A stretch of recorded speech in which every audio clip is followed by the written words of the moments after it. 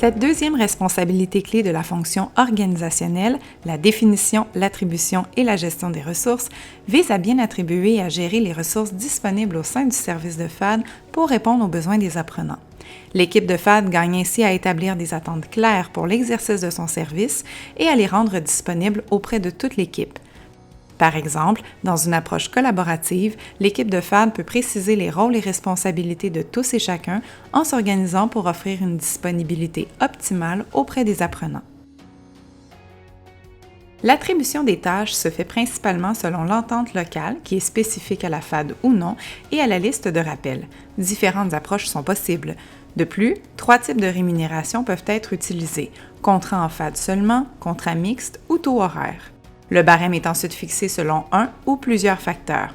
Taux fixe, selon le nombre d'inscriptions, selon le nombre de crédits, selon le nombre d'examens passés. L'important est de répondre aux besoins du milieu et des apprenants. Un certain nombre d'heures dédiées à la FAD peuvent être prévues dans la tâche. Des heures en fréquentation peuvent la compléter au besoin. La tâche complémentaire en FAD peut être gérée comme celle en fréquentation et être structurée de différentes façons.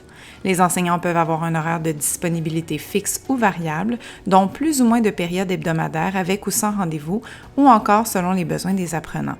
De plus, du personnel de soutien et professionnels peuvent être dans l'équipe de FAD avec une disponibilité selon des plages horaires ou sur rendez-vous.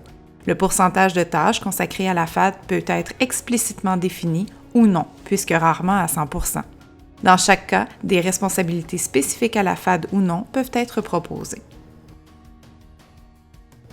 Finalement, des attentes technopédagogiques émergent des besoins observés en FAD et il est essentiel de valider où en est chaque enseignant pour lui offrir une formation continue spécifique. Ces attentes peuvent faire l'objet d'un référentiel où elles sont clairement exprimées pour soutenir et humaniser l'accompagnement à distance. Être à l'écoute des apprenants. Avoir une communication efficace. Utiliser des outils numériques. Organiser ou créer des ressources pédagogiques. Effectuer une veille pédagogique.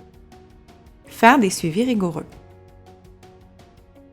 Cette deuxième responsabilité clé de la fonction organisationnelle participe à la réussite de l'apprenant quand il constate qu'une ressource est prévue et disponible à chaque fois qu'il a besoin du service de FAD.